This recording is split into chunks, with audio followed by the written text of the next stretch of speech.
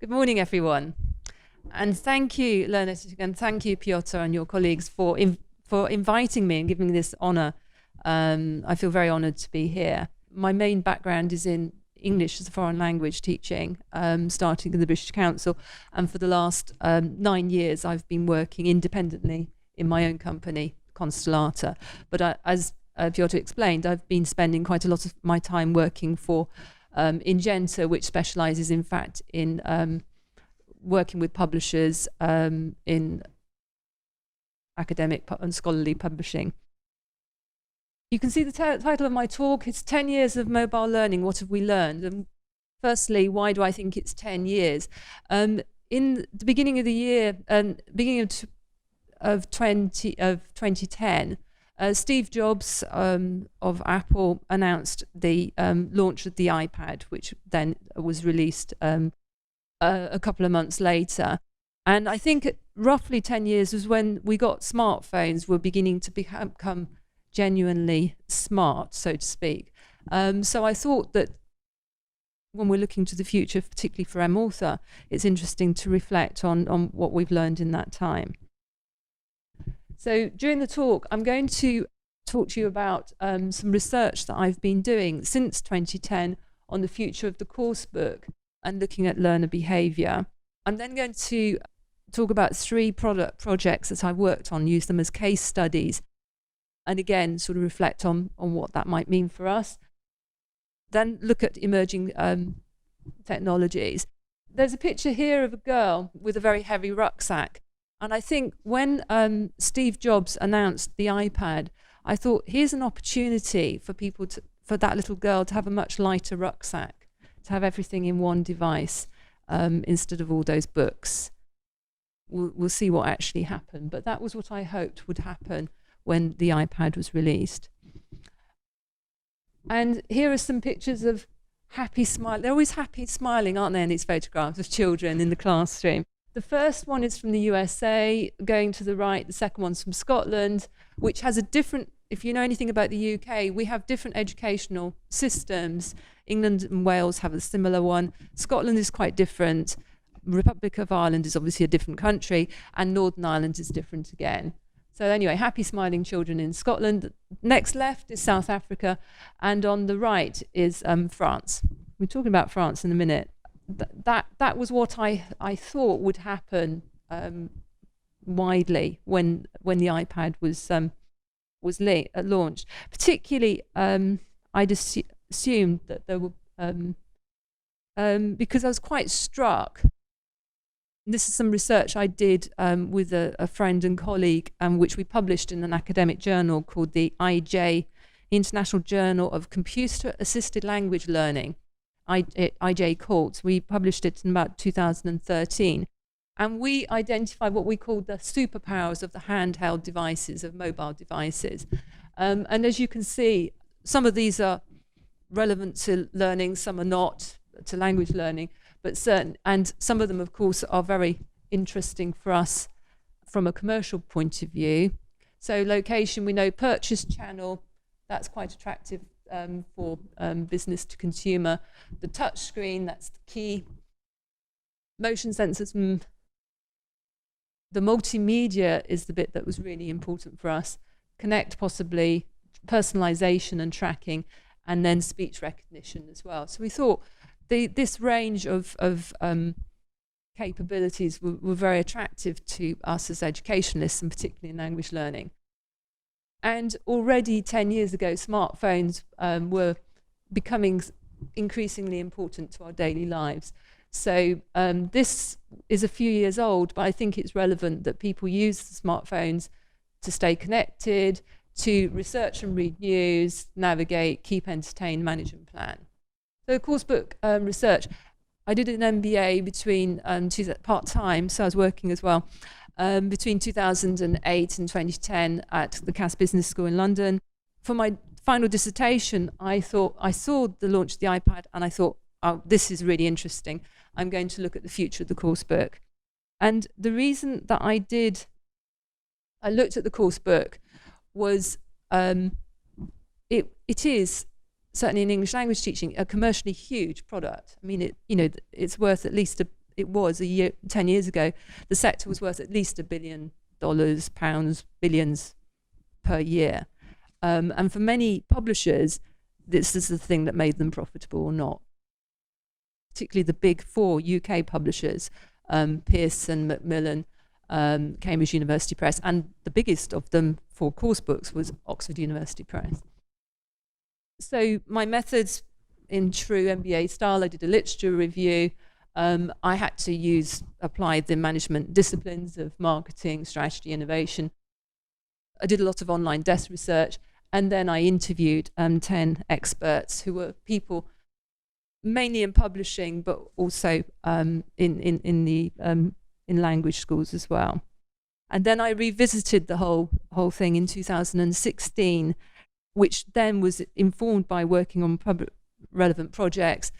I did more desk research, more interviews. The interviews this time were, I'll talk about those in a minute actually, and then consultation at an ITEFL UK conference in the UK. What do we mean by course book? So we have 4 components: a student book in the top left, teacher book, classroom aid, homework and self-study. And as I said, they're top right mainly print. Classroom aids, I think, are increasingly significant with the use of interactive whiteboards. Homework and self-study, workbooks and online resources, that's an emerging area as well. And then, interestingly, teacher book was traditionally print and is increasingly going digital, and often will perhaps be integrated with the classroom aids. In 2010, I asked a group of, these are teachers in the UK, so they're mainly people working in private language schools, mainly native speakers of English. And I asked them, do you think there's a future for course books? I won't read these quotes out to you.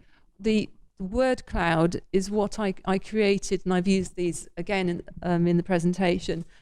I transcribed they made comments on post-its which I collected, and I transcribed those comments, put them through a word cloud generator. And so you can see some of the key words that they came up with, like need, good, future. But there was quite a lot of support, interestingly, for course books, security blanket, whereas in the British Council, where I worked in our teaching centres, there was often quite a lot of hostility towards course books. And in the UK itself, teachers in different curriculum subjects are often a bit anti-textbook and prefer to create their own materials. In 2010, I came to the conclusion that I thought that the iPad would be followed by lots of cheaper, much more affordable options. And that as a result, we would have a lot more M-learning, mobile learning in the classroom. And in the top right corner is a picture of Indian higher education students holding a device called the Arkash. Do you remember that? This was announced in around 2010 as a $35 tablet that was jointly developed by the Canadians and manufactured in India. But even at $35 or thereabouts, it still wasn't affordable in India, and it didn't do very well. I Googled it yesterday, and I think it's gone, but it never really had the impact. And I think there was an inherent problem with smartphones and tablets. They remain quite expensive. I also thought there would be, and this prompted me to start a business in this area, I thought there would be a lot of opportunities through the sales platforms and the apps eco-center, but I could see that we needed to overcome these obstacles. Affordable tablets, as I mentioned before, classroom internet access. As you'll see, we needed to rethink content to work on these devices. We needed to perhaps revisit pedagogy. And last but most important, we needed to think about teacher training. And linked to the previous recommendations, these were the things that I thought should happen. I thought that reimagining content, we needed to make it more granular. We needed to build in learner progression. About 10 years ago, people were talking a lot about e-portfolios, and they sort of come and go, but are perhaps relevant. and use the what they call the affordances of this technology to help track and test. I thought there was an opportunity, particularly for language learning, to use authentic content, not to have everything made. And I thought that these exciting devices could be really, used to make language learning more fun and more interesting. And for that, we needed a wider repertoire of interactive routines, and I'll come to that again in a moment. And then this idea came up in my interviews, the idea of a book plus as a sort of halfway house between a full digital course book. I presented at various conferences and wrote up and led to some quite interesting projects with publishers and some of the work that I'm going to talk about. And then in 2016, I thought it would be fun to revisit this area. So I carried out some more interviews, this time with an ELT bookseller, the academic director of a private language school chain, two ELT publishers, and someone from JAM, which is a consultancy firm that specializes in digital language learning.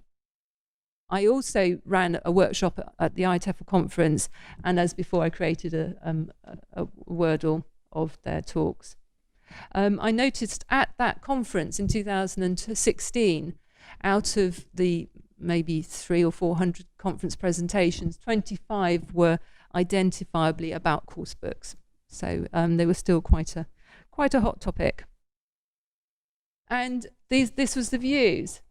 So again, people wrote down their ideas on Post-its, and really, the world didn't seem to have changed very much since 2010, to be honest. The expert view coincided with that. Still demand for printed course books. The second quote I found really quite interesting, quite telling. We were getting a gap between teachers and students online outside the classroom, offline inside the classroom. And I think that might still be the case. And that although, despite the pictures of happy, smiling students I showed you holding iPads in the classrooms, the reality is those were exceptions, not the rule in most places. And that the BYOD, what does BYOD mean? On device. It happens and it doesn't happen, and that particularly in the school setting, that creates problems too. And then I found quite a mixed picture on the use of e-workbooks and online homework in many contexts.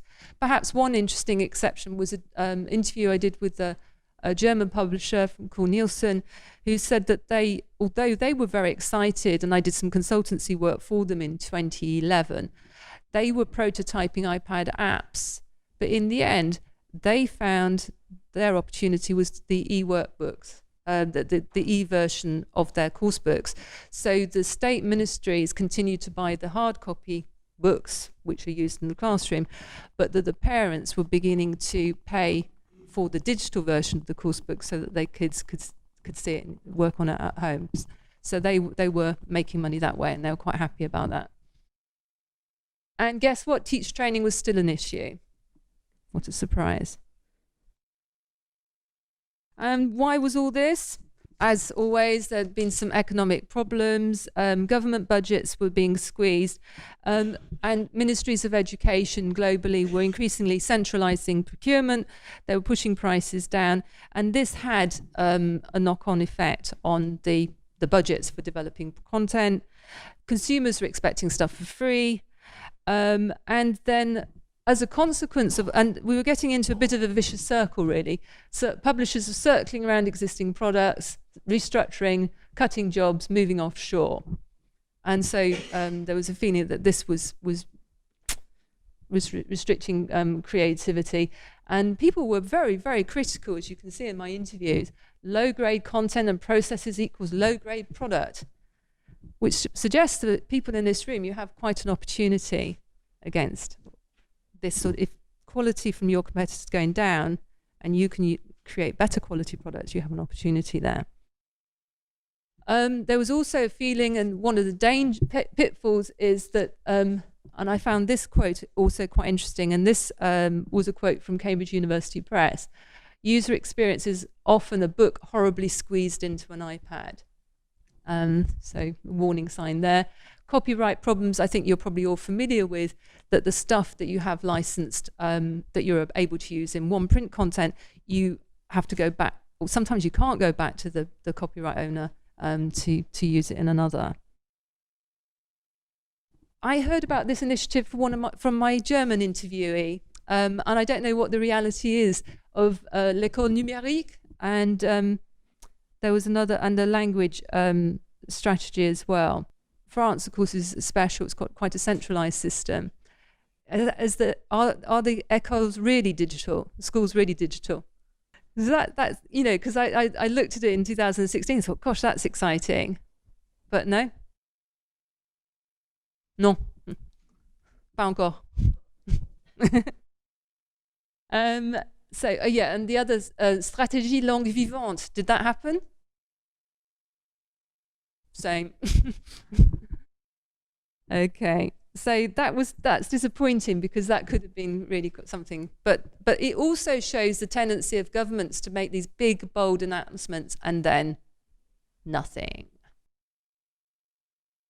This study, if you're interested in this kind of thing, comes from Australia, and I found, and it's Disruption and Innovation in the Australian Book Industry, Case Studies of Trade and Education Publishers. It's not just about Australia, it had some interesting global trends, but I also thought the Pearson stance was quite interesting. And it's also got stuff by John Hattie, who was pretty good on evidence-based learning outcomes. And there was quite a lot of discussion of that in 2016. So, classes. So 6 years on, after I thought the world would change, classes remain time boxes of learning, but we were, certainly in language learning, seeing a lot more online tutoring, mainly one-to-one, which I'm not sure how sustainable that could be. And we were getting more contradictions. E-workbooks were often ghost products. And in 2016, people were talking about the flipped classroom. Do you remember that? Is that happening? Bit? A little bit? I thought the flipped classroom did seem to be an opportunity, particularly for us, that if you've got a problem with students using devices, having devices and Wi-Fi and stuff in the classroom, then why not flip that outside and then use the classroom time for more discussion, for more human stuff. But my impression is that that's not quite happened. Pedagogical issues, still questions about the role of homework, a lot of discussion, and I'll come on to this again in a moment, of spaced and adaptive learning. But unfortunately, we were seeing a lot of new consumer products based on very old-fashioned methodology. So although they talk the talk, the reality was very primitive. And the image is simply of old wine bottles, this idea of old wine in new bottles. Sort of coming to the conclusions that I came to in 2016, I felt that we needed to support ubiquitous learning for teachers, for students, and also to help parents. So hopefully happy, smiling students in the field, in the classroom, and hopefully happy, smiling parents in the background. I'm not sure if that's happening yet, but something we can aspire to. And I concluded that we needed digital methods, pedagogies informed by evidence and efficacy. We needed to improve the user experience. We certainly needed to have better business models, homework. We needed to get quicker at producing products, and that's been a challenge, particularly on product development. And we came back to this teacher training issue again. I've been working in this in the area of technology and language learning for about 30 years now, which is a bit scary, most my career basically. And although many teachers are willing some teachers we noted are almost seeing being anti-technology as a badge of honor. They just don't want to go there. And part of their resentment is that when they do have technology, they can quickly find themselves in a teacher technician role, which they don't want to do. They want to focus on what they're doing. I've got some case studies.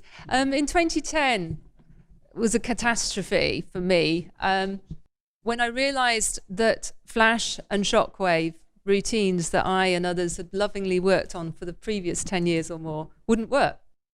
And this is a screenshot of a game that I commissioned in 2002, I think, called Make a Monster on the British Council Learn English. And I was very proud of it.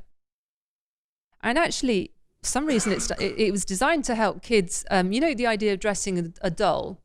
Well, I thought it'd be fun to dress up a monster, and it says, I want blue eyes, and you choose blue eyes and arms and legs. And then it animated. And it was a great game. It was quite popular. We did a sticker set to promote it. And it even became popular. One of my neighbours' children discovered it. It was obviously promoted in the UK education system for some reason. But it wouldn't work. And the 3 case studies that I'm going to talk about are really a consequence of Flash not working on devices. So when we saw this, the publishers responded in the following ways. The first was do nothing, which, you know, has a certain legitimacy. They thought, well, maybe it will work again, you know, but it's 10 years on, it won't.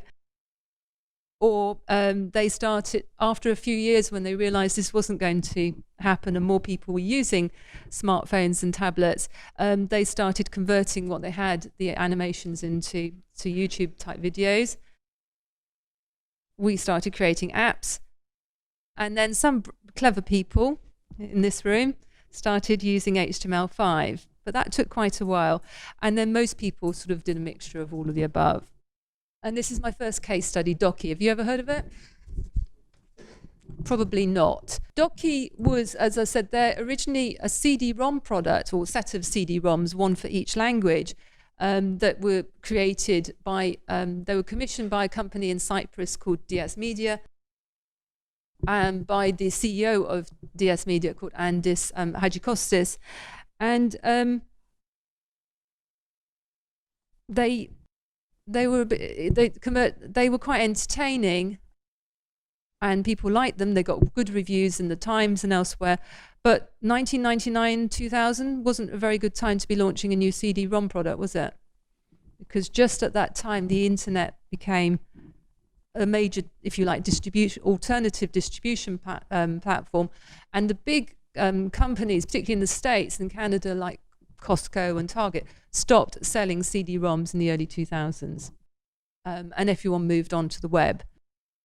And everything on the web was either closed or free. So this stuff didn't do very well commercially, although because they just missed the boat. Then in 2010 or 2011, sadly, Andis Hagikostas was murdered in Cyprus. DS Media is a newspaper and public publishing company, and one of his employees was disgruntled, and she got her boyfriend to kill him, which was I'd never met him, but it was a terrible tragedy.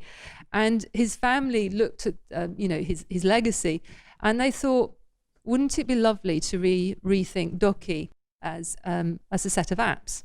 So I was brought into the team as an external consultant to advise them. Meanwhile, Andis's brother Nikos had moved to Athens, and he found a development company who were prepared to convert all those assets for each product into an app, and they managed to create some automated routine to do that. Like all automated routines, it was imperfect and took, there was a lot of bug testing. It proved to be quite a hard product. But one of the things that they failed to do, unfortunately, despite me begging them to do it, was a lot of the content just looked dated. I mean, we could see that. There was stuff that was sexist, some cultural stereotyping, which was a little bit problematic in 1999 was quite a big problem in about 2012. But it was too difficult for them to change. I think they just ran out of energy. The apps are still there. They haven't done very well. And it's a great shame. But I think it's a salutary lesson, really, of they're like all many apps. You can download a version for free, and you get a bit of a taste, very much of a taste, and then you have to pay $7 or $8 for the whole thing. So quite expensive, and they're not selling. At the same time, I thought app was the way to go, and with 3 friends, I founded a company called Learn Ahead to develop our own language learning apps, starting with WordCarrot. 3 of us had worked together at the British Council. One of them, Arthur knows, Kim Ashmore, who subsequently worked on the next product I'll be talking about. And the 4th member of the company, Nadine, is a graphic designer. And she had a lot of experience of developing in Flash, which meant that she was able to do all the visual design. So we were able to do quite a lot of work in-house. So we released it in 2012. We created, and the background to this was we thought we wanted to do I'd been doing all this research into what I thought apps should do, and we brainstormed routines and content that we thought had been successful. And one game that stood out for us was a spelling game that we'd created for Learn English Kids that suddenly spiked. We're looking at use. This is where analytics are really good. We could see a spike in China. So we researched it at lunchtime. And we found that office workers, mainly female office workers, were playing this game, English language learning game, during their lunch break. It was just right for that kind of time. So we thought, wouldn't it be fun to make an app based on this? The scenario that we created, WordCarrot, was completely different. But essentially, we took that routine and we developed it into an app. Through our contacts, funny enough, we found a developer in Poland, because Poland was a much cheaper place to get that development than certainly the UK. I think we were looking. And our plan was to create British and US English, American English versions, then perhaps build it into create other language learning apps. And then at the same time, we were pitching this as a business to publishers. And we got close to a deal with one of those big 4 publishers to reskin, if you like, the app to match their young learner course books. But we tried to make it work for both children and adults. Although when we released it, people said, "What is this? Is it for children or for adults?" And we said both, because we knew that this game had worked in China for office workers and for kids, but people didn't like that. So as I said, we created all the assets. So what it did, we created word sets. We were quick, and we did all these in-house. So what you had to do was you had body parts, for instance, which we drew, and then you would hear the word hand.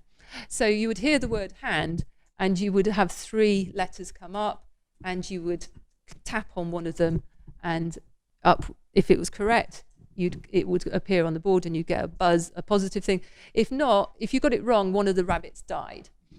When you'd worked through a word set, then you had the option to test yourself, and you had to, and to test, you came up with a virtual keyboard, and you'd hear the whole word. So this is the color red, and you had to type it out from scratch. If you got it right, you got a carrot, and if you got it wrong, the rabbit died. Anyway, so we thought it was fun, and so did a lot of other people. We got in the top 20 in Thailand in educational apps, and that was very exciting. But we didn't make any money. We got the initial development done for about £5,000, which was great. But unfortunately, Apple, I won't swear, but I feel like it, we got to really hate Apple, because every time they updated their operating system, they introduced new devices, we had to update the damned app. We also found that it was quite easy to make the first version, which was free, but once we built in the in-app purchase functionality, that was expensive. And the guys, the developers, they charged, I think they realized they'd probably done the first product for too cheap. And so we were having to pay for all these updates. It was killing us. We gave away too much. We gave away 90 free words, 9 each, though 10 in a word set. People were happy with that. We got very few in-app purchases. We realised. But to change that, we'd have had to gone back to the developer, spent another £1,000 in the hope of making more. In the end, we gave up. So we thought, okay, we'll leave it out in the wild. We'll leave it on the App Store. But what we'll do is we'll just make it, we'll drop the in-app purchase thing, and we'll just make it for sold only. So it wasn't free anymore. And we priced it, I think, at $3 or $5, I can't remember. And we found we made more money.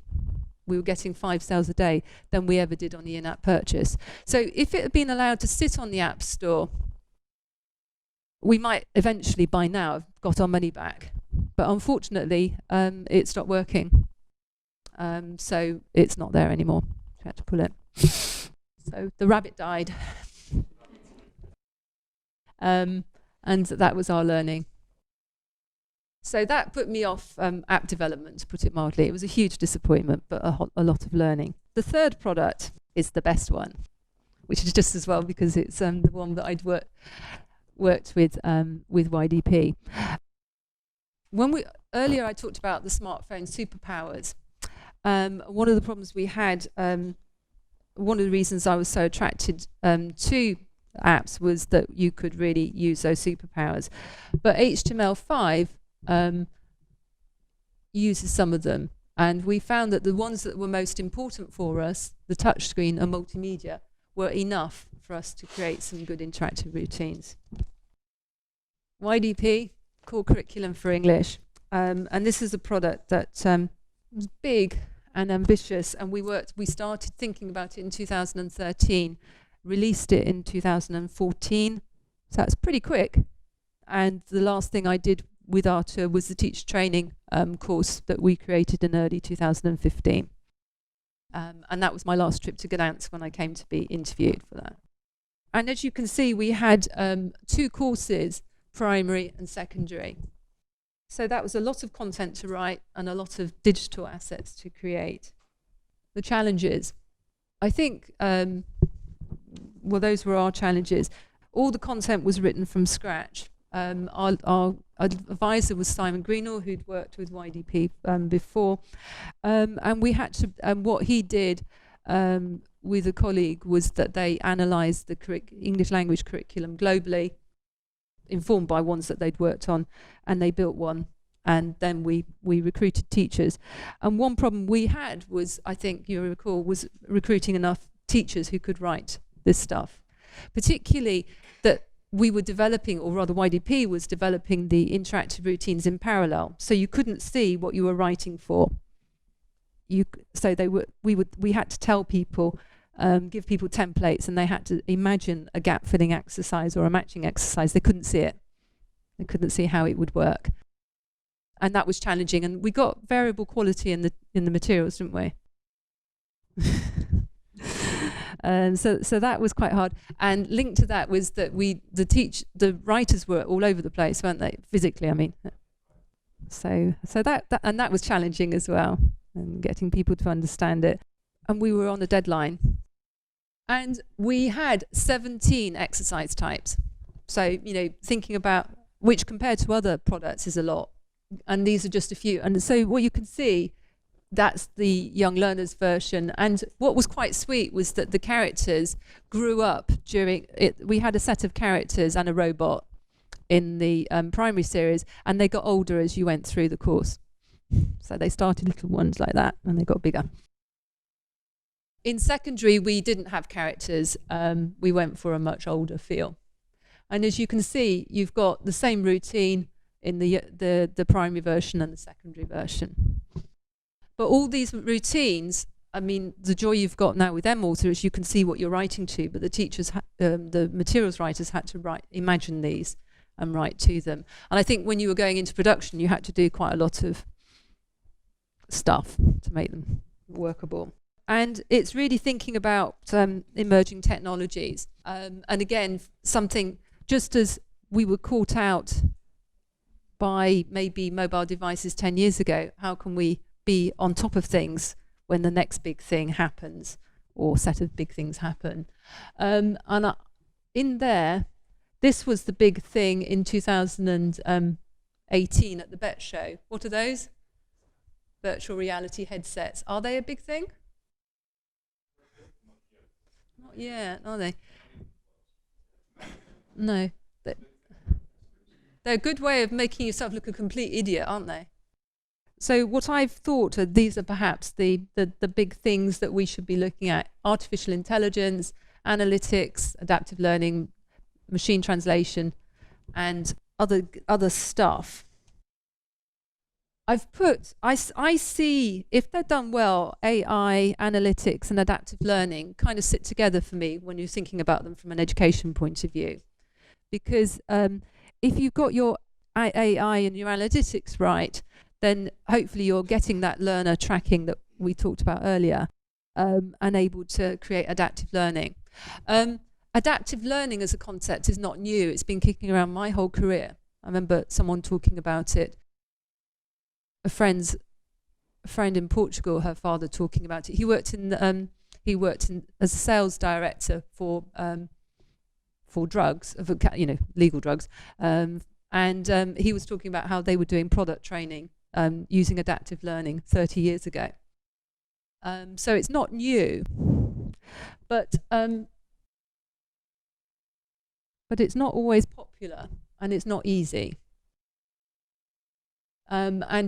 When Facebook tried it, they got a bit of a backlash, as you can see from this article in the New York Post. And we've got two quite interesting views. One from someone around here, which I think you acknowledged the challenges of adaptive learning. I mean, it makes absolute sense to do it, but the practicality, certainly from assessment, it's proved to be a problem to do it well. And then from learning, it's a challenge to do it from both getting the tracking and things right, and also writing the content that lends itself to adaptive learning. And I think this example here, last weekend I thought, it's about time I had another go at learning Polish. It's a difficult language. Years ago, I've been coming to Poland since the early 90s, and I remember on one early visit, the British Council driver, Robert, said, "Oh, you Brits, you useless, you won't learn Polish." And we were just arriving at the airport, and I started trying to read the sign of Warsaw Airport, and it's not like that nice Lech Walesa airport in Gdansk. It's got a very long, and I tried to read it out, and he said, "Okay." So I thought, right, time to learn English, because I'm to learn Polish, and I thought I'd try Duolingo, which I've used on and off to learn Italian. And this is what happened when I tried. I got this sentence, this is in the beginners: a man is eating an apple. I've got a gap fill where I have to type in the gap, and I got stuck on that. That's in about lesson 4, because the reason. To be fair to Duolingo, I think they present the same language in English, as a foreign language, in Spanish.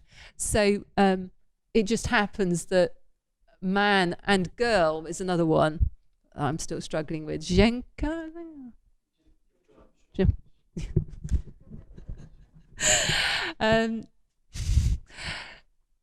That one, in the end, I just could not do it. And because it's because of the adaptive learning, it would not leave me alone. So I'd get it wrong, I'd do a few more, and then it would come back, and I still couldn't do it. So in the end, I Googled the bloody word, wrote it down, and then and that did help me, at least by writing it down. Then I got an idea of the shape of the word, so that was useful. So it shows that the old-fashioned handwriting things is good for memorizing stuff. But for me, that showed part of the problem of adaptive learning.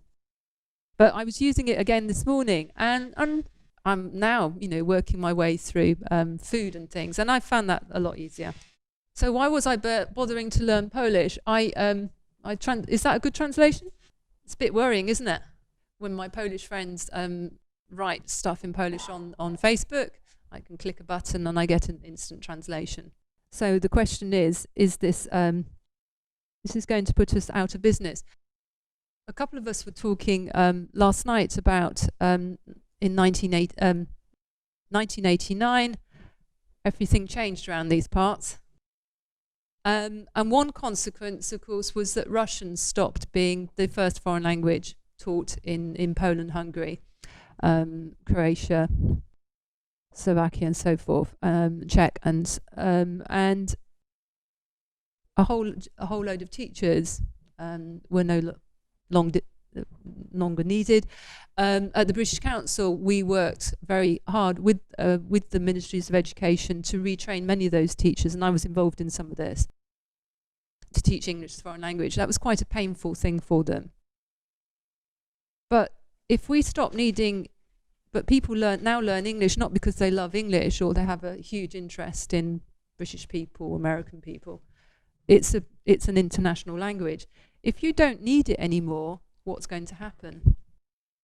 Or particularly when you think most people who learn English get to quite low level. They're not like you lot. Is anyone else here a native speaker of English? So not many of us, and yet we're using English. So what would this conference look like if in 20, 30 years people stop learning it?